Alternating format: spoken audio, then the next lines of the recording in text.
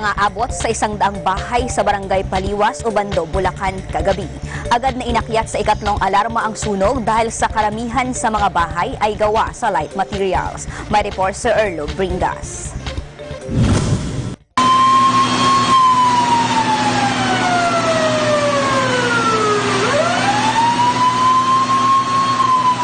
Nasa 100 bahay ang tinupok ng apoy sa barangay Paliwas, Obando, Bulacan kagabi.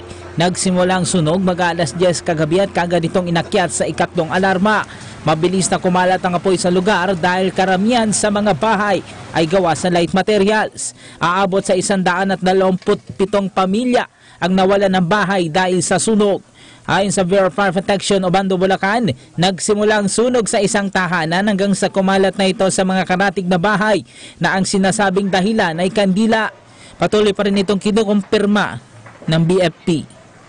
Yung strategy namin para mapabilis yung pag-apula is pumunta po kami doon sa likod ng RHU, which is the Rural Health Unit. Kasi doon po nag-umpisa yung sunog.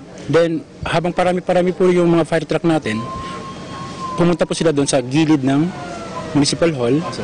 Mas mabilis po kasi yung pag-apula namin ng apoy because of this entry point. Mas mabilis po yun kasi pang-apat po ito na entry point namin, which we can mapabilis yung pag-under control ng fire. Marami sa mga residente wala nang naisalbang kagamitan maliban sa suot nitong mga damit. Isa si Mang Rodel ang nawalan ng bahay dahil sa sunog at walang naisalbang kagamitan. Ang masaklap dito, pati ang pang-tuition fees sana ng kanyang anak sa susunod na pasukan nakasama din sa nasunog. Marami pang ano dyan. Pero nakikita lang. Hirap ang buhay. Ayun, nawala. Balik sa dati.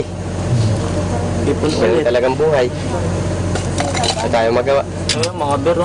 Ano yun eh. Aksidente talaga. Hindi masabi. Umabot na ng alas 12:30 ng madaling araw nang maideklarang fire out ang sunog sa lugar. Wala namang napaulat na nasaktan sa nasabing insidente.